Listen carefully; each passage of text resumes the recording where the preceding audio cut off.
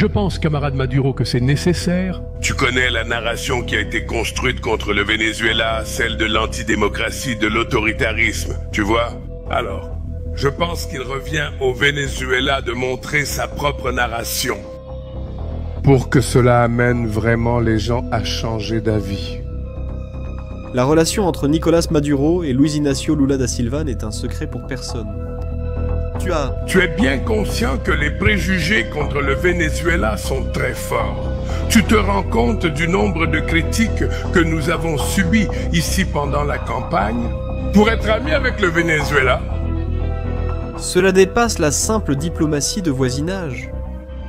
Ce retour de la relation Brésil-Venezuela est total, il est total. En mai 2023, lorsque Nicolás Maduro est venu au Brésil, Lula a clairement exprimé son opinion sur lui. Il a dit que Nicolás Maduro n'est pas une mauvaise personne, que les préjugés contre le Venezuela sont très forts. Et il en a profité pour préciser clairement que la relation du Brésil avec le Venezuela est pleine. Et pendant ce temps, les présidents de plusieurs pays d'Amérique latine, comme ce fut le cas de l'Uruguay et du Chili, ont publiquement critiqué les propos de Lula. Mais Lula, eh bien, il ne s'est pas laissé intimider. Avec cela, en fait, il a doublé la mise, qualifiant les accusations contre Maduro de récits négatifs. Selon un reportage de l'époque, cette position de Lula a causé un énorme malaise et a perturbé les plans visant à unir les pays voisins au Brésil. Mais maintenant, 2 ans plus tard, avec des navires de guerre américains encerclant le Venezuela et une récompense de 50 millions de dollars. Pour la tête de Maduro, il y a une question que je suis sûr que beaucoup d'entre vous se sont déjà posées. Jusqu'où Lula, ou même le Brésil, irait-il pour protéger son camarade vénézuélien? Un document exclusif qui a fuité la semaine dernière pourrait avoir révélé la réponse. Eh bien, elle est bien plus surprenante que ce que quiconque aurait pu imaginer. Et Marie, c'est le nom de l'opération. Son objectif principal, sortir Nicolás Maduro du Venezuela avant que les Américains ne le capturent. Mais comment exactement le Brésil prévoyait-il de faire cela? Et le pays irait-il vraiment jusqu'à faire un coup géopolitique aussi risqué que celui-ci pour protéger un dictateur? Pour comprendre ce qui se passe réellement, nous devons d'abord examiner la situation militaire actuelle. Et elle est bien plus tendue que beaucoup ne l'imaginent. En ce moment même, une flotte américaine est positionnée au sud des Caraïbes. Nous ne parlons pas de quelques navires patrouillant dans la région. C'est une vraie puissance de feu. Le groupe amphibie Pre-United States Ship Iwo Jima, le sous-marin nucléaire d'attaque United States Ship Newport News, des destroyers de classe Harley Burke armés de missiles guidés et le croiseur lance-missiles United States Ship Lake Erie.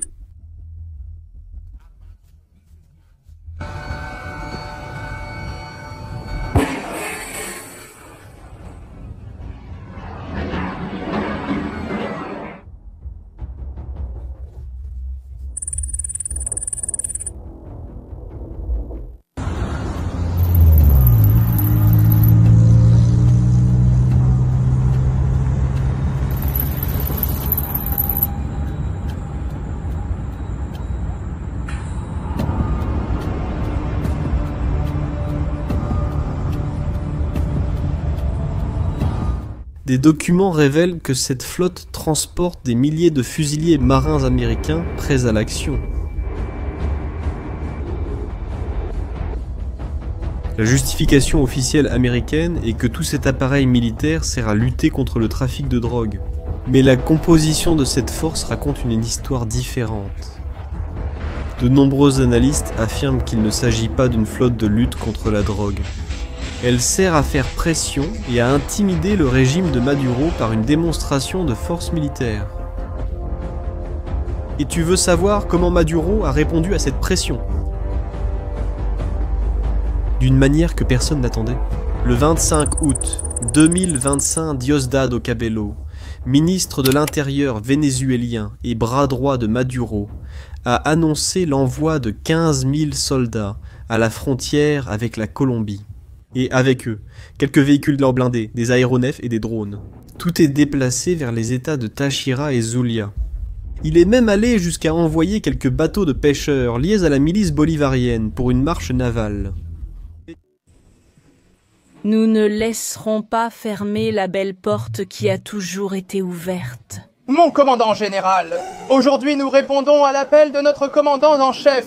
Avec les pêcheurs de Zulia, nous vaincrons. Nous atteignons un point intéressant. Si la menace vient de la mer, pourquoi envoyer des troupes à la frontière terrestre? Cela n'a aucun sens d'un point de vue militaire. D'un point de vue stratégique, beaucoup considèrent ce mouvement comme militairement illogique. Répondre ainsi à une menace navale n'a aucun sens. Mais alors, quel serait le véritable objectif? Eh bien, il y a 3 possibilités ici. La première serait une diversion stratégique. En d'autres termes, ils veulent forcer les Américains à diviser leur attention entre la menace navale au nord et un nouveau front terrestre à l'ouest. La deuxième possibilité serait le soutien politique au président colombien, Gustavo Petro, qui selon les documents est en mauvaise posture dans les sondages. Et il pourrait avoir besoin d'une crise à la frontière pour rester au pouvoir. Et enfin, la troisième, et peut-être la plus révélatrice de toutes, garantir un couloir de fuite sûr pour Maduro, au cas où son régime s'effondrerait.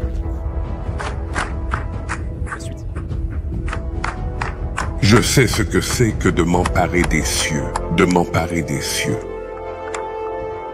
Et c'est justement cette troisième possibilité qui prend de l'ampleur lorsque l'on regarde ce qui a été révélé sur l'opération Imeri.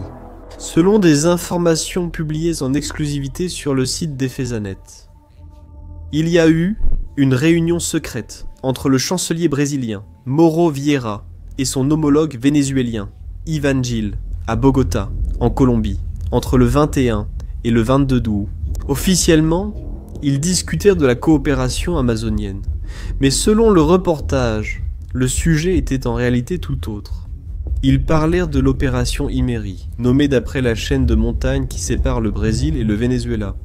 Cette opération aurait été conçue comme un plan d'évacuation sélective de Maduro et d'une partie de la direction vénézuélienne.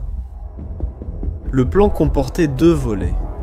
Le premier, de caractère ostensible, mobiliserait 12 moyens navals de la marine brésilienne, dont le porte-hélicoptère Atlantico, des frégates de la classe Niterói et le navire Dog Bahia. Cette flotte serait soutenue par le bataillon d'opérations spéciales des fusiliers marins et le groupe de plongeurs de combat, afin d'établir un corridor maritime d'évacuation. La deuxième option, encore plus audacieuse, impliquerait une infiltration aérienne avec un KC-390 de la force aérienne brésilienne. L'appareil atterrirait en assaut sur une piste choisie au Venezuela.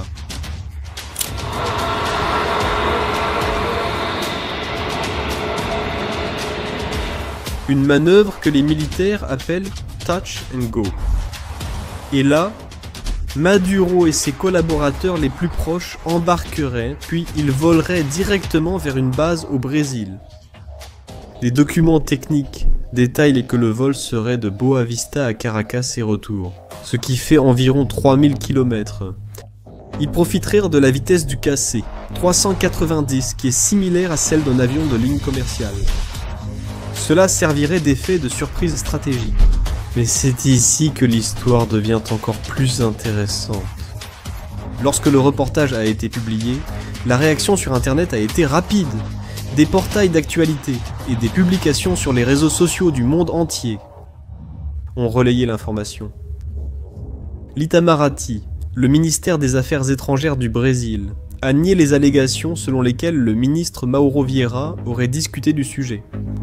Le ministère de la Défense a indiqué qu'aucun plan n'est en cours. Le site d'Efezanet a ensuite précisé que la discussion n'a eu lieu que dans l'aile politique du gouvernement, mais n'a pas impliqué le ministère de la Défense ni les forces armées. Et voici un détail crucial qui est passé inaperçu pour beaucoup. Il y a aussi des informations selon lesquelles des secteurs de la marine brésilienne ont réagi avec véhémence, de manière négative, refusant de participer ou de collaborer à l'extraction de Nicolás Maduro. Cela a généré des frictions internes et révélé de profondes divisions au sein des forces armées.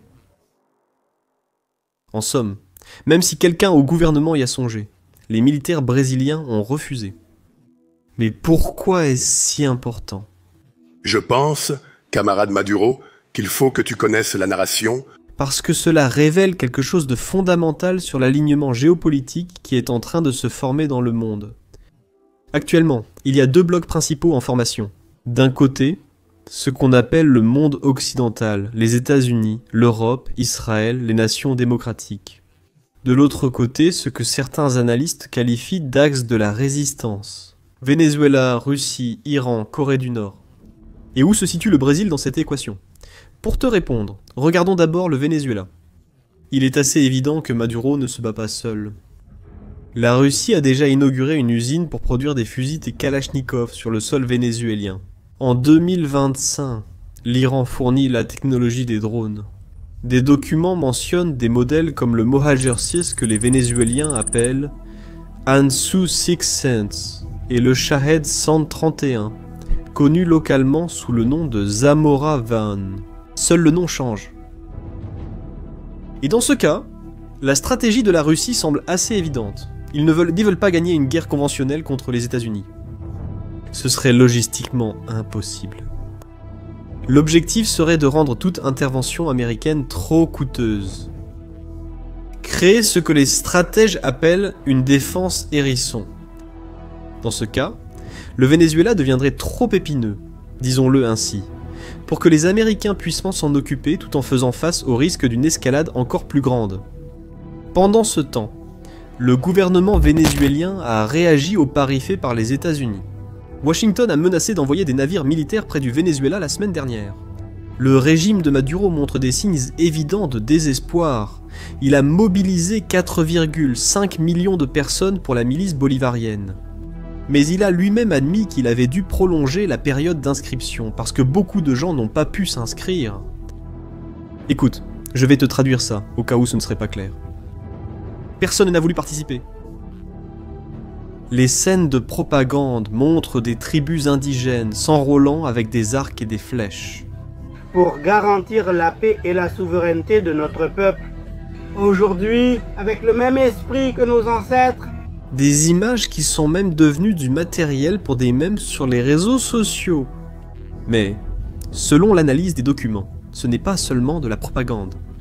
C'est aussi un test de loyauté pour les fonctionnaires et les membres du parti, qui sont poussés à s'enrôler.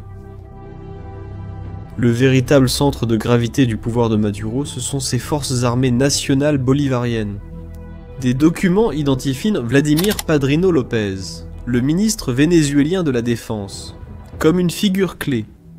La loyauté militaire est maintenue grâce à un système qui accorde aux officiers supérieurs le contrôle de secteurs de l'économie, et aussi l'implication dans des activités illégales. Mais cette loyauté a ses limites, et les Américains le savent. La prime de 50 millions de dollars pour capturer Maduro n'est pas négligeable. Elle est du même niveau que celle réservée aux chefs terroristes mondiaux. Trump ne plaisante pas. Les États-Unis ne considèrent pas Maduro comme un chef d'État légitime, mais comme un criminel international. Pour le Brésil, les implications de cette crise vont bien au-delà du Venezuela. Selon l'analyse de Defezanet, les États-Unis surveillent à chaque mouvement. Avec cela, ils se sont positionnés pour prévenir toute manœuvre brésilienne visant à sauver le dictateur narcoterroriste. Les États-Unis ont clairement indiqué que si le Brésil insiste pour mener une telle opération, de nouvelles sanctions économiques et diplomatiques seront imposées. Le Brésil se trouve à un carrefour géopolitique. D'un côté, la pression américaine et l'alignement avec le monde occidental. De l'autre, la solidarité historique de la gauche avec les régimes autoritaires latino-américains. Le refus des militaires brésiliens de participer à tout plan de sauvetage de Maduro suggère que les forces armées comprennent les conséquences de se retrouver du mauvais côté de cette équation. Parce qu'en fin de compte, il ne s'agit pas seulement d'une crise vénézuélienne. Pour la première fois depuis des décennies, des puissances rivales s'affichent militairement aussi ouvertement dans la région. Les faits montrent un dictateur paranoïaque, cherchant des voies de fuite, des alliés extérieurs, fournissant des armes et de la technologie militaire, et une superpuissance ayant la capacité réelle de résoudre la situation rapidement si elle décide d'agir. L'opération Imery, qu'elle soit réelle ou non, a révélé une réalité troublante. Le Brésil devra prendre position dans un monde de plus en plus polarisé, entre démocratie et autoritarisme. De quel côté le Brésil veut-il être ? Maintenant, dites-moi, vous, pensez-vous que cette opération Imery a vraiment pu être discutée à Bogota ? Donnez votre avis en commentaire. Et si vous avez aimé cette analyse, n'oubliez pas de vous abonner à la chaîne et de partager cette vidéo avec ceux qui, selon vous, ont besoin de connaître ces informations. À la prochaine!